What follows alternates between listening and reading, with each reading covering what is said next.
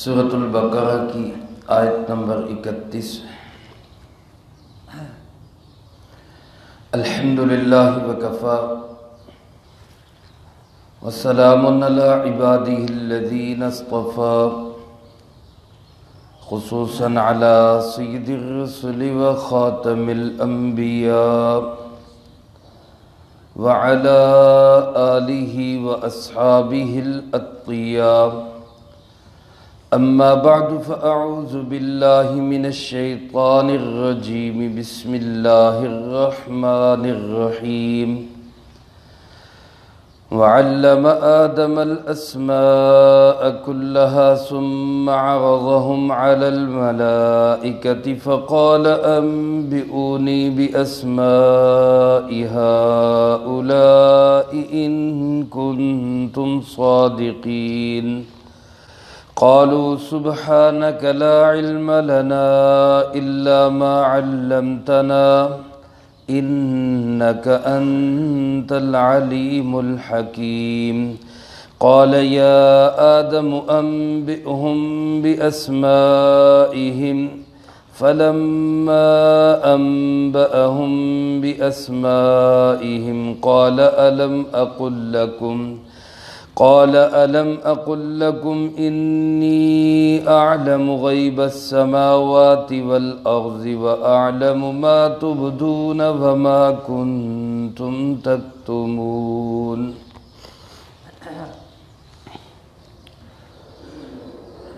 وعلم آدم الأسماء كلها، اور سکھلا دیے اللہ رب العالمین نے آدم علیہ السلام کو تمام چیزوں کے نام۔ ثم عرضهم علی الملائکہ، پھر ان چیزوں کو پیش کیا فرشتوں کے سامنے۔ فقال، اور فرمایا، انبئونی، مجھے بتلاؤ، باسماء ہؤلاء، ان چیزوں کے نام کیا ہیں، ان کنتم صادقین، اگر تم ہو سچ بولنے والے۔ قالوا سبحانک، فرشتے کہنے لگے تو پاک ہے، لا علم لنا، ہمیں کوئی علم نہیں، الا ما علمتنا، مگر انہی چیزوں کا جن کا تو نے ہمیں علم دیا۔ انک انت العلیم الحکیم، بے شک تو ہی جاننے والا اور حکمتوں والا ہے۔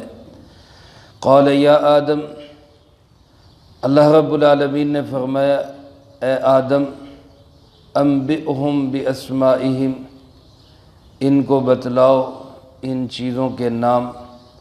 فلما انبأہم باسمائہم، جب حضرت آدم علیہ السلام نے فرشتوں کو ان چیزوں کے نام بتائے، قال، اللہ رب العالمین نے فرمایا، الم اقل لکم، میں نے نہیں کہا تھا کہ انی اعلم غیب السماوات والارض، بے شک میں ہی ہوں جاننے والا آسمان و زمین کی پوشیدہ چیزوں کو، وَأَعْلَمُ، اور میں ہی ہوں جاننے والا مَا تُبْدُونَ، ان سب چیزوں کو جن کو تم ظاہر کرتے ہو، وَمَا كُنْتُمْ تَكْتُمُونَ، اور ان سب چیزوں کو بھی جن کو تم چھپاتے ہو۔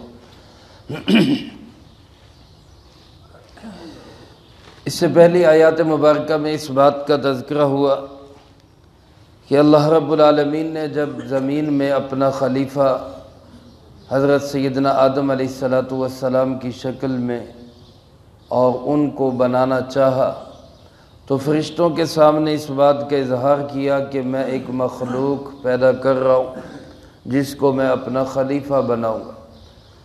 تو فرشتوں نے اللہ رب العالمین کے سامنے یہ بات رکھی کہ آپ اس کو بنائیں گے، یہ زمین میں فساد مچائے گا، خون ریزی کرے گا، ہم آپ کی تسبیح بیان کرتے ہیں، آپ کی پاکی بیان کرتے ہیں۔ گویا ان کا خلاصہ یہ تھا کہ اگر آپ نے خلافت دینی ہے تو ہمیں دے دیں، ہم ہیں آپ کی تسبیح و تقدیس بیان کرنے کے لیے۔ اور اللہ رب العالمین کے سامنے گویا اس بات کے اظہار کا مقصد یہ تھا کہ فرشتے سمجھ رہے تھے کہ ہم سے بہتر مخلوق اور کوئی نہیں ہے، لہذا خلافت کے حقدار بھی ہم ہیں۔ تو اللہ رب العالمین نے اس کا ایک حاکمانہ جواب تو یہ دیا کہ جو میں جانتا ہوں وہ تم نہیں جانتے، لہذا میں بنا رہا ہوں تو میں جو مرضی کروں۔ دوسرا جواب حکیمانہ تھا، وہ ان آیات مبارکہ میں بیان کیا۔ خلاصہ ان کا یہ ہے کہ گویا اللہ رب العالمین نے یوں فرمایا، سمجھنے کے لیے عرض کرتا ہوں، اللہ پاک کمی بیشی معاف فرمائے، کہ آؤ ایک ٹیسٹ کر لیتے ہیں، ایک امتحان لے لیتے ہیں، اگر تم پاس ہو گئے تو خلافت تمہیں مل جائے گی، اور اگر آدم علیہ السلام پاس ہو گئے تو خلافت ان کو مل جائے گی۔ یعنی خلیفہ تو اللہ رب العالمین بنا ہی چکے تھے، صرف ایک اظہار کے لیے اور اس بات کو سامنے لانے کے لیے کہ جس کے اندر خلافت کی اہلیت ہے میں خلیفہ اسی کو بنا رہا ہوں۔ چونکہ آدم علیہ السلام مٹی سے بنے، آپ کا جسم عنصری، اس میں تخلیق میں سب سے زیادہ اثر مٹی کا ہے۔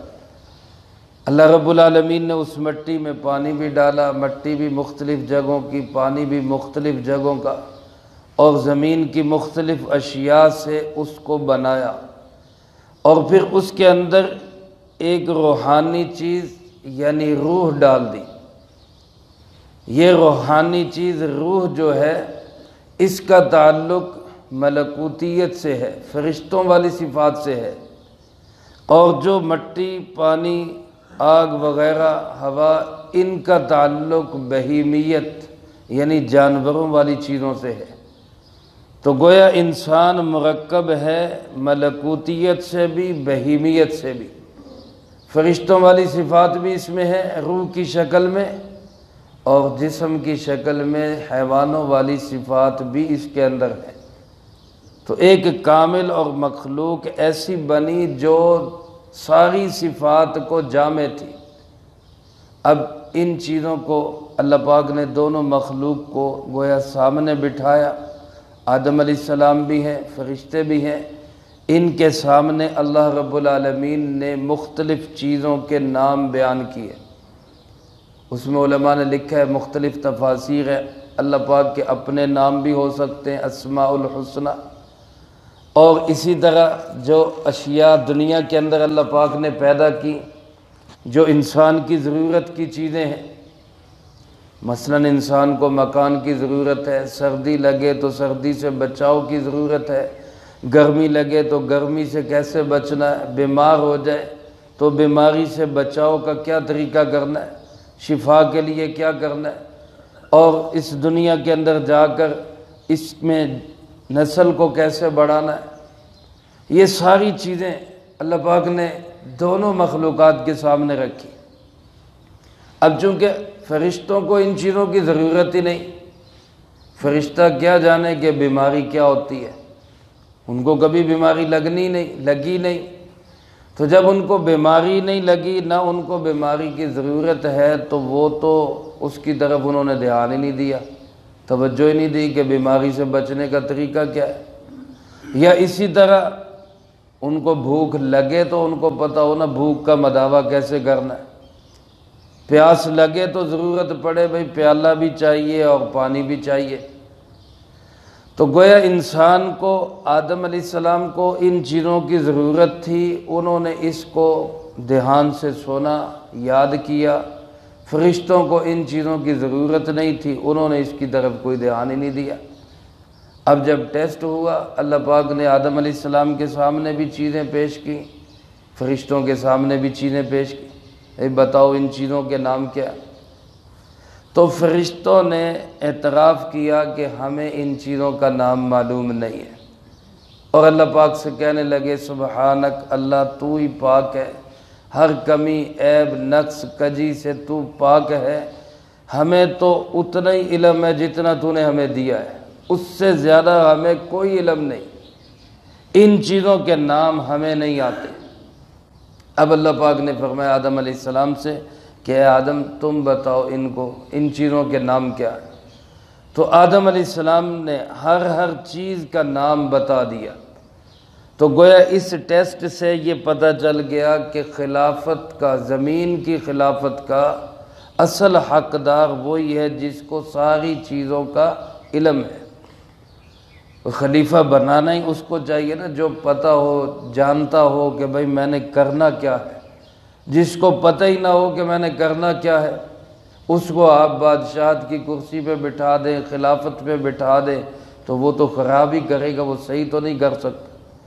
اس لیے اللہ پاک نے گویا علمی تفوق اور علمی برتری ثابت کر دی آدم علیہ السلام کی فرشتوں پر کہ یہ علم میں تم سے زیادہ ہے، لہذا جس کو جتنا زیادہ علم ہے وہ خلافت کا اتنا ہی زیادہ حقدار ہے۔ اس لیے میں اپنی خلافت کی ذمہ داری دے رہا ہوں اس آدم علیہ السلام۔ یہاں علماء نے سوال اٹھایا ہے کہ یہاں جب اللہ پاک نے فرمایا علم آدم الاسماء کلھا، اللہ پاک نے آدم علیہ السلام کو تمام چیزوں کے نام بتا دیے۔ آدم علیہ السلام کے لیے تو اس چیز کا ذکر کیا گیا کہ سب چیزوں کے نام بتا دیے۔ فرشتوں کو جب اللہ نے بتائی نہیں تو فرشتوں نے تو ظاہر فعل ہی ہونا تھا۔ ایک استاد اپنے ایک شاگرد کو ساری چیزیں بتا دے اور دوسرے شاگرد کو پڑھائی نہ، بتائی نہ، سکھائی نہ، کچھ بھی نہ اس کے سامنے لائے تو ظاہر ہے وہ شاگرد تو فیل ہوگا۔ تو پھر یہ ٹیسٹ کیسا؟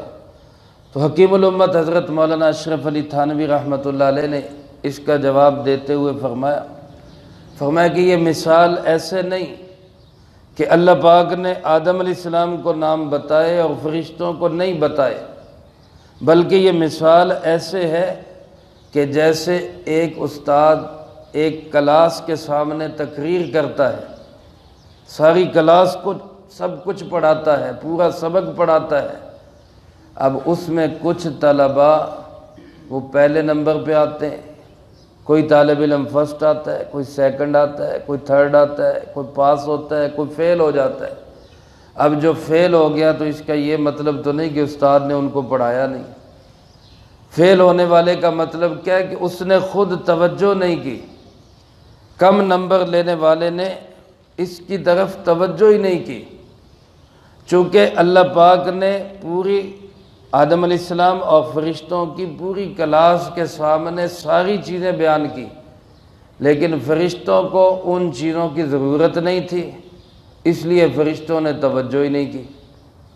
جب آپ کہیں بیان سنیں یا کہیں آپ درس سنیں یا آپ کسی جگہ پہ جا کر آپ کلاس میں بیٹھیں، اب وہاں پہ کلاس ہو رہی ہو، آپ کے مطلب علم کے مطابق اور آپ کی ضرورت کے مطابق گفتگو ہو رہی ہو تو آپ توجہ سے سنیں گے، لیکن جب آپ دیکھیں گے کہ یار یہ تو میری ضرورت کی چیز ہی نہیں ہے، مجھے اس کی کوئی ضرورت نہیں، وہاں آپ کیا کریں گے کہ آپ کہیں گے سمجھ نہیں آ رہی، بس چھوڑو اس کو، آپ توجہ ہی نہیں دیں گے۔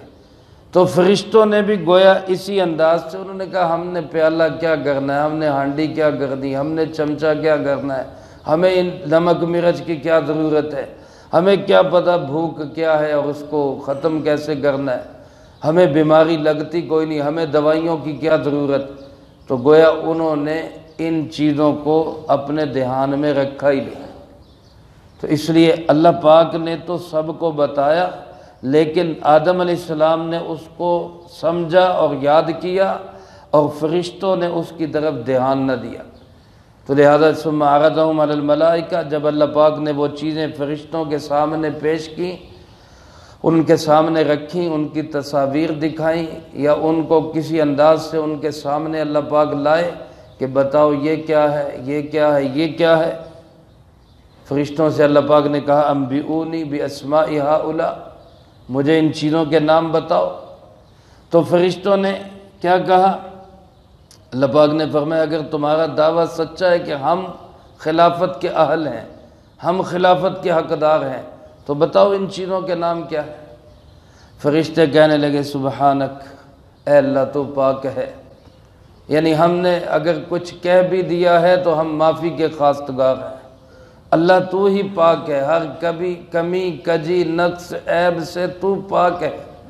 لا علم لنا الا ما علمتنا، ہمیں کوئی علم نہیں سوائے اس کے جتنا تو نے ہمیں علم دیا، اس سے زیادہ ہمیں کچھ نہیں آتا، ہماری صلاحیت نہیں ہے۔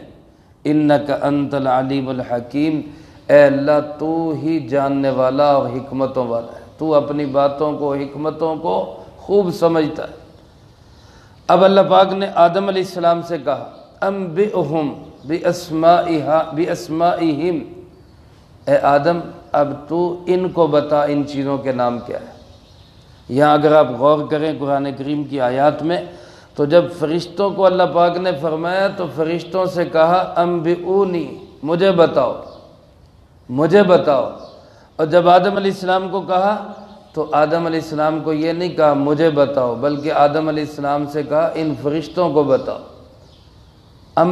یا آدم انبئہم باسمائہم، ان کو بتاؤ ان چیزوں کے نام کیا ہے۔ تو گویا فرشتوں کی اعتراف نقص علم، فرشتوں نے جب اعتراف کر دیا کہ ہمارا علم ناقص ہے تو اللہ پاک نے آدم علیہ السلام کو فرشتوں کا بھی معلم بنا دیا۔ اب آپ ان کو بتائیں، جیسے کلاس کے اندر اچھے طالب علم کو استاد مانیٹر بنا دیتا ہے کہ اب آپ کلاس کو سمجھاؤ، تو گویا آدم علیہ السلام کو اللہ رب العالمین نے اس کائنات کا مانیٹر بنا دیا، اس کائنات میں اپنا نائب بنا دیا، معلم بنا دیا کہ اے آدم اب تو ان کو ان چیزوں کے نام بتا۔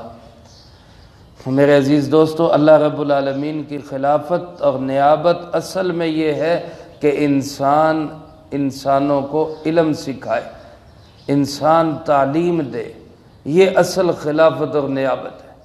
تو جب آدم علیہ السلام نے فلما انبأہم باسمائہم، آدم علیہ السلام نے فرشتوں کو بتایا کہ بھئی یہ چیزوں کے نام یہ ہیں، اللہ پاک نے یہ سبق دیا ہے، یہ پڑھایا ہے، اس چیز کا یہ نام ہے، یہ فائدہ، یہ خاصیت، اس کو آپ استعمال کرو گے تو یہ فائدہ ہوگا، اس کو استعمال کرو گے تو یہ نقصان ہوگا۔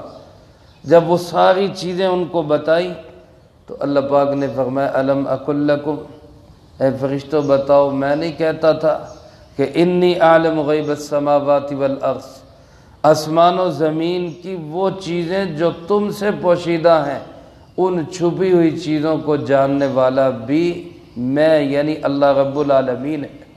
اللہ پاک نے فرمایا کہ میں ہوں ان سب چیزوں کو جاننے والا۔ اللہ پاک غیب میرے عزیز دوستو ہمارے لحاظ سے ہو سکتا ہے، دیوار کے پیچھے کیا ہے، پس پشت کیا ہے، اس مسجد سے باہر کیا ہے، ہمارے لیے غیب ہے۔ اللہ کے لیے کوئی چیز غیب نہیں ہے، ہر وقت اللہ کے سامنے حاضر ہے۔ فرمایا کہ میں نے تمہیں کہا تھا کہ جو چیزیں انسانوں، فرشتوں، جنوں سے چھپی ہوئی ہیں، اللہ فرماتے ہیں کہ میں ان چیزوں کو جانتا ہوں۔ اور چیزیں تو چیزیں رہیں، فرمایا تم جو چیز ظاہر کرتے ہو، جو چیز چھپاتے ہو، میں تمہاری بھی ہر چیز کو جانتا ہوں۔ پوری کائنات کے ذرے ذرے کا علم رکھنے والا صرف کون ہے؟ اللہ رب العالمین ہے۔ تو اس علمی برتری کے بعد اللہ رب العالمین نے آدم علیہ السلام کو گویا اپنی خلافت کا حقدار قرار دیا، پھر ان کو اعزاز یہ دیا کہ فرشتوں سے کہا کہ اب اس کو سجدہ کرو۔ اس کا تذکرہ اگلی آیات میں آ رہا ہے، اس کا ذکر انشاءاللہ اگلی فرصت میں ہوگا۔ اللہ پاک مجھے آپ کو سب کو اس ذمہ داری کو سمجھنے کی بھی اور اس ذمہ داری کو نبھانے کی بھی توفیق نصیب فرمائے۔ جو کہا سنا اس کو زندگی میں لا کے دوسروں تک پہنچانے کی توفیق عطا فرمائے۔ اللہم انت السلام ومنک السلام، تبارکت ربنا وتعالیت یا ذا الجلال والاکرام۔ اللہم اعنا علی ذکرک وشکرک وحسن عبادتک۔ اللہم احسن عاقبتنا فی الامور کلہا وأجرنا من خزي الدنيا وعذاب الآخرة۔ اللهم باقية كباقية الوليد، اللهم استر عوراتنا وآمن روعاتنا، اللهم إنا نجعلك في نحورهم ونعوذ بك من شرورهم، اللہم اکفنا بحلالک عن حرامک واغننا بفضلک عمن سواک۔ اے مولا کریم یا اللہ پاک، اس پورے ہفتے میں جتنا درس قرآن ہوا، طلبہ عزیز طالبات نے جو پڑھائی کی، ان احباب نے جو اعمال کیے، اللہ سب اعمال کو اپنی بارگاہ میں قبول فرما۔ اے مولا کریم، ان مقبول اعمال کا اجر و ثواب ہمارے پیارے آقا جناب محمد کریم خاتم النبیین صلی اللہ علیہ وآلہ وسلم کو پہنچا۔ آپ علیہ السلام کو ہم سب کی طرف سے بہترین جزائے خیر نصیب فرما۔ آپ کے توسل سے تمام انبیاء، تمام صحابہ، تمام اہل بیت، ازواج مطہرات، بنات اطہار، نبی پاک صلی اللہ علیہ وسلم کی امت کے وہ تمام لوگ جو اس دنیا سے جا چکے، جو موجود ہیں، جو قیامت تک آئیں گے، اللہ سب کو اس کا اجر و ثواب نصیب فرما۔ بالخصوص حاضرین مجلس میں سے جس کے جو عزیز و اقارب، رشتہ دار، دوست، احباب، اساتذہ، مشائخ، والدین اس دنیا سے جا چکے، اللہ ان سب کو اس کا اجر و ثواب نصیب فرما۔ خاص طور پہ کل ہماری خالہ جان لاہور میں انتقال کر گئی تھی، اللہ ان کو اس کا پورا اجر و ثواب نصیب فرما۔ تمام مرحومین کی قبور کو جنت کا باغ بنا، سب کے درجات کو بلند فرما، سیئات کو حسنات سے تبدیل فرما، کروٹ کروٹ چین سکون اطمینان نصیب فرما، اگلی تمام منزلیں سب کے لیے آسان فرما۔ بالخصوص ہماری خالہ جان کو اللہ جوار رحمت میں جگہ نصیب فرما، اللہ ان کی قبر کو جنت کا باغ بنا، اگلی تمام منزلیں ان کے لیے آسان فرما، پسماندگان کو صبر جمیل نصیب فرما۔ اے مولا کریم یا اللہ پاک، جتنے مسلمان بیمار ہیں گھروں میں، اسپتالوں میں، سب کو صحت و تندرستی عطا فرما۔ جن جن لوگوں نے دعاؤں کے لیے کہا یا کہنا چاہتے